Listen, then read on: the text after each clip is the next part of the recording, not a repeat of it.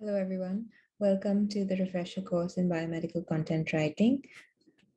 I'm your speaker for today. My name is Dr. Lakshmi Vaswani. I'm a clinical pathologist and the founder of Health First, which is a medical communications agency. And today we're going to be talking about creating a content strategy for your medical content. In this topic, we will cover in two parts, content strategy and then creating a website content for a science communicator. In part one, we'll cover the basics of a content strategy, why we need a content strategy, what our goals are with a content strategy, who's our target audience or our persona that we're writing for, how to audit and make the best out of your content, determine what type of content you want to create, choosing the right platform, and finding ways to publish and spread your content. Part two will cover creating website content for a science communicator. Here, we're looking at what platforms you can use to build your website, what you should include in your website, the differences between a website copy and a blog, the tone and words you'd use, and links to social media platforms that you can use to propagate your content. Part one. We're using the first topic is what is a content strategy? A content strategy is a plan in which you use content, which can be audio, visual, or written, to achieve a goal. This can be to educate, persuade, entertain, or inspire people. A successful content strategy will attract your target audience to either read more, access a service that you're offering, buy a product, or enroll in a course. Content is connecting people to each other. So content is connecting the writer to the reader. Now we need to get the basics right. How do we know that this is the right type of content that we need to develop? How will this content appear across the channels? Are we writing for different sorts of channels? The way that we write for a blog will be very different from the way we write for a social media platform. And it will, of course, differ from how we write our website content. Then who's in charge of ongoing content quality? If you're writing a blog is by definition needs to be consistently upgraded. So if you are looking at it from a long-term point of view, it's not just about putting up one or two articles. We need to make sure that the blog is regularly updated with relevant information. On the other hand, if you're writing a website, it's more of a one-time thing. It's not regularly updated. So you can look at people to specialize in that kind of content and give you that website platform separately. Your workflow. Do you have the tools that there are so many online tools available right now that can make this job so much easier? So do you have access to those tools and do you make use of them? The difference between content and copy now, these are two words that we're going to hear and people use them interchangeably, but there's actually a big difference between copywriting and content writing. So copywriting is short form content. They're safe and familiar. They're short, catchy headlines or slogans. And it basically talks about the author or the company. It's lofty. So it's selling and overpromising. They would use words like the best lab in the country or the best course for this in this particular field. It's more or less a one-way communication. It's the person talking to the audience with no room for the audience to talk back. And it's a straightforward transmission of information. Content, on the other hand, is mainly long form. Whether we're looking at blogs or ebooks or website content or social media, they all have a substantial body to it. You have the freedom to cover more topics depending on what type of content topics you choose, and you can see it from your reader's point of view. You would be doing research that is more oriented to what your reader would be looking for. You have the opportunity to be informative and empathetic, again, to your target audience. You have an ability to create a dialogue. If you are, even with blogs, you have the ability to comment on people's blogs, to like, to share, to take out content from your blogs and share it on social media. So there is a element of a two-way communication with your target audience. You can also share your perspectives, build a community, and encourage debate with your content. Why do we need a strategy as opposed to just putting up information or articles on your blog or your website? Somebody's given you the website structure, you just have to write words and upload it, right? So there's really no strategy to it. But on the other hand, the way that you develop your blog and the way that you categorize things, it goes a long way in helping your audience find the material that they want. Yes, it's great for Google. It's great for the Google Calendar, the Google algorithm. But it's also good for your audience because once they land on your website, they want to read relevant information. So it's a bit like an index in the book. Every textbook has an index. We go through a flow from simple to difficult. Or even if we're looking at medicine, we first understand what is normal before we understand what is abnormal. So there's a certain flow to the way that we study, to the way that we read as human beings. So your strategy needs to take your target audience or your reader through a journey. They need to go from step A to step B. Now, there are lots of blogs out there. So, how would you stand out? First, you would create content that appeals to a larger audience. So, we're looking at the 96%. We're looking at creating awareness about your content. Then we get more targeted content. The next stage would be getting content that is more towards the type of people you're looking to communicate with. Then we're looking even at a decision stage where you have people trying to make a decision about the content that you're offering. If you're writing on behalf of an organization, should we sign up for the course that the organization is offering? Should we sign up for a trial? Should we sign up for to follow, like, and subscribe to a newsletter? Should we follow to maybe book a test or avail of a service? So these are things that you get them to decide.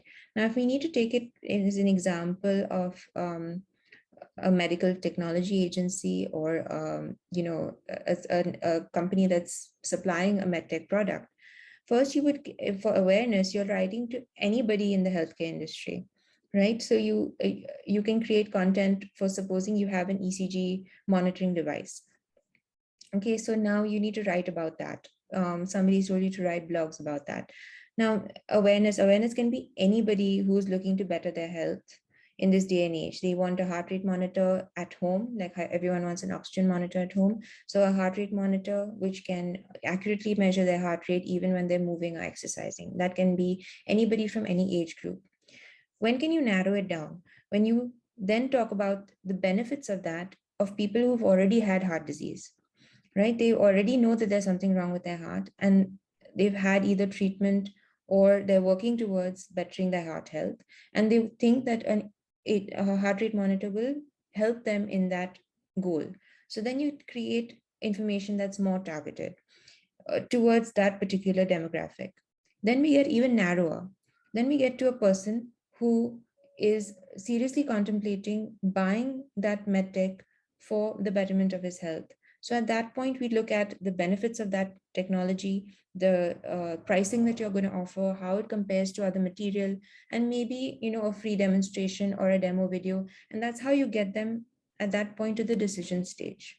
Correct? So in the awareness stage, taking that medtech example, then you're discussing everything about heart disease, high cholesterol.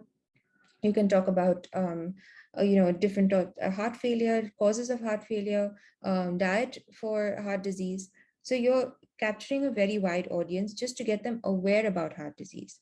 Then in the consideration stage, we have more targeted approaches. So supposing you have a condition called atrial fibrillation, then maybe you would need a heart rate monitor to kind of monitor your heart rate when you're active or when you're exercising. Very specific demographic and specific content. When we get to the decision stage, we then look at the heart rate monitor you're offering and say, what are its specs? What are its advantages? Are there any case studies that have proven that this is better than another one? So at that point, you're making your audience decide that this is the one that they want to go with, right? So hence we always take our readers through a journey. And that's why we need to build a strategy from minute one. So taking that example, we then reach awareness, consideration, and decision making. Again, we this awareness stage can be, it's very wide reaching. So we can do expert content, white papers, educational content, research report, analyst report. You're reaching a very wide audience. Then in consideration, we do live interaction, webcasts, podcasts, videos, really get the reader to delve more into the topic. And decision making, like I said, we do a vendor comparison, product comparison. You can do a trial download, a product literature, or a live demo. This again is very concerted for maybe a technology, a software, a product. Now, how would we apply it in the medical world? In awareness stage, maybe a patient comes and he has a sore throat, a fever, he's achy, and he's wondering what's wrong with him. So he Googles his symptoms. For consideration, he thinks, okay, I know I have a sore throat. We know that the causes of sore throat can be strep throat. I've had this before. What are my options for relieving or curing my symptoms now? So he already is one step further down the funnel, and he already knows that this is the type of targeted information that he needs. Then he gets to a decision stage. This is where he has his options available, where he can see either his primary care physician, he can go to the emergency room or a clinic, and he's thinking about whether to use his insurance or not. Again, that is the right, at that point of time, he's looking for a clinic or a doctor who takes his insurance or is willing for a cash payment. So this is where depending on the type of content that you deliver, different people are going to come and look at your content, right? So if you're writing a blog that is just writing about fever and sore throat, the person in the first stage will probably be looking at that content. After that, you're looking at symptoms and pathophysiology and treatments for strep throat in particular, right? And the person in the second stage will be looking at your content. The third stage is he's already looked at all the content. So you're looking at that point, your clinic website or your, maybe you're writing on behalf of an insurance agency. Maybe you're writing on behalf of a lab that also has the ability to test, throat swabs and cultures. So you have that service or a product that's billing to help this patient. And that's how you get them to read and then avail of your services. Now, writing science for the public is very different from how we write to each other. As scientists, as medical professionals, as healthcare workers, we write in a particular flow that may not match with the way the public reads or assimilates information. So how do we create a bridge between that? Scientists often place background, supporting details, and the research first. And then we get results and conclusions, how we would normally write a scientific publication. But the public reads information very differently. They want to know, what is the bottom line? How is this applicable to me? And then, okay, support your argument. So we need to start writing from that point of view to get their attention. Scientists don't have borders. We have colleagues, friends, competitors, labs, and students all around the world. This quote by Bob Ferringer really encapsulates why we need to, as a scientific community, communicate with each other, as well as communicate with peers in the field and the patients and the community at large. At this point, we're thinking, what are your goals with content writing? Why do you want to produce content, and why do you want to create a content plan? You can share your recent findings and your excitement for your subject because you are a subject matter expert. I'm sure you have a lot to say. You can increase public appreciation of the science. You can increase knowledge and understanding of science. You can influence opinions or behavior of people, whether there are people who are reaching out to you for advice. If you are a thesis guide, they can ask you for advice. Ensuring that diversity of perspective about science are held by different groups. Maybe there are different groups that have differing opinions, and you can add to that debate with your experience. Science bloggers can select topics for different blog posts or different content mediums in various ways. So they can report on their ongoing academic work. If they are students, they can, write about how they're studying, tips and tricks for studying, what helped them, what subjects were their favorite, why it was their favorite, what kind of career options do they have after that. Maybe somebody asked you to write about a specific topic. Maybe somebody from the industry, as a subject matter expert, you've been asked to write about a certain subject. Maybe you heard or read something that you felt was incorrect and you wanted to correct it and give your point of view. You wanted to cover a topic from different angles. There's something that's heavily debated in the media, and you wanted to give your 2 cents about it. And you want to write about something you recently read in an academic paper, which you felt the community could benefit from. You wanted to simplify it for them, or give them teaching points from it. So there are various reasons why we can write, um, both for each other and for the community. When we're looking at who you're writing for, you have a target audience or a target person in your mind when you're writing for a website or a blog or social media. To develop a successful plan, you need to clearly define your content's target audience, also known as your buyer persona or target persona. By knowing your target audience, you can produce more relevant and valuable content that they'll want to read.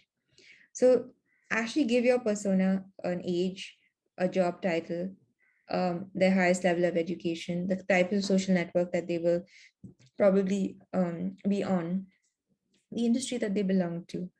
And then you can find out their preferred method of communication, what are their job responsibilities, who they report to, where they gain information, what are their biggest challenges, what are their goals or objectives.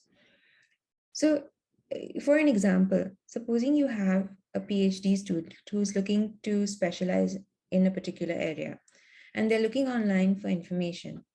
As a guide, or as somebody who is an expert in that field, or who is somebody who has already gotten a PhD in that field, you are in a position to help somebody who is 3, 4 years, 5 years behind where you are. So you have the expertise to guide them through the process. You understand what their pain points are. You can understand what their job responsibilities are going to be, and you know where they're going for their information. So you're in a position to help that person through their journey. Auditing your content. Now, you may have a bunch of content ideas that you may want to write about, and you feel like you can add more to that. And if you have a personal blog, I guess you have the full freedom to create that kind of content. But with a content audit, what is beneficial in doing a content audit is that you get the best out of everything, and you get concise ideas that you know will do well, both in Google rankings and what your audience will appreciate. If when you're looking at it, you have content that exists already in the market, right? You already have a lot of articles on a particular subject. So you may not want to focus fully on that. Get them most of that and create a list. Then analyze what users will actually want.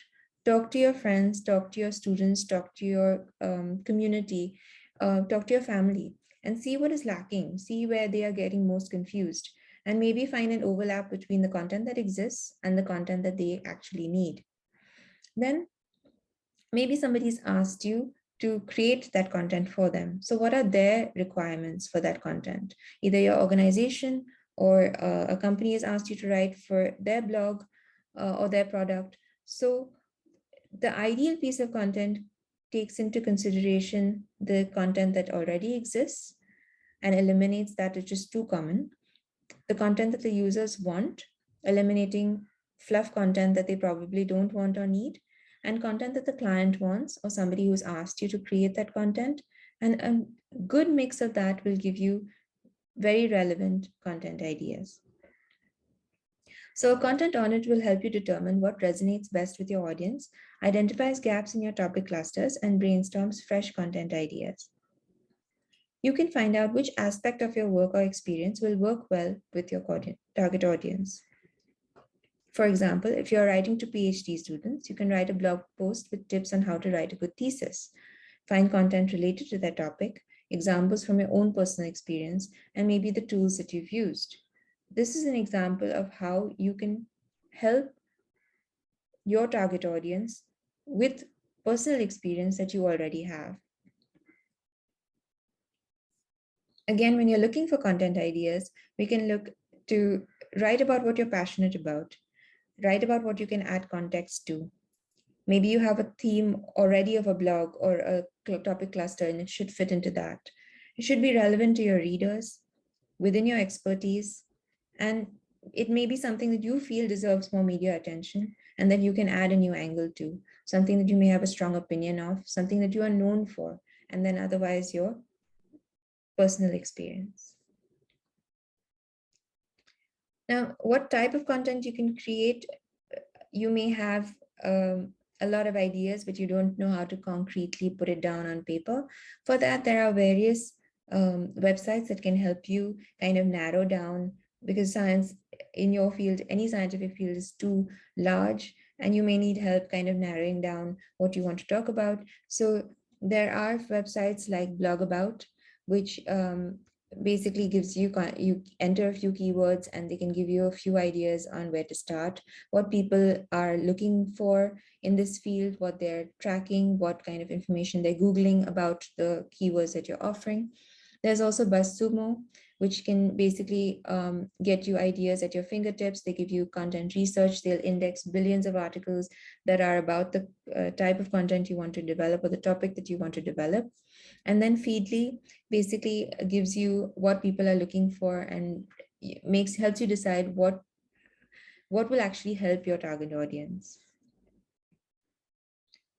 For example, this scientific website is basically tracks information about carbon dioxide and global warming initiatives. So they basically look at deforestation and they explain the concept of, why we need to look after our environment in very simple ways and why we need to preserve our forests in simple ways. They have deconstructed a fairly complex scientific theory so that the layperson can understand.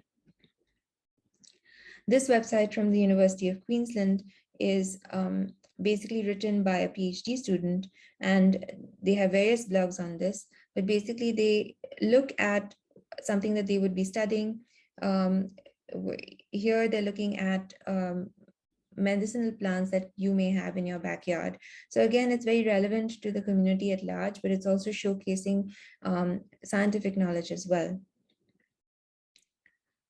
This website is a leading healthcare publisher with titles across healthcare spectrums, but they have an endocrine website which specifically gets into race and diabetes.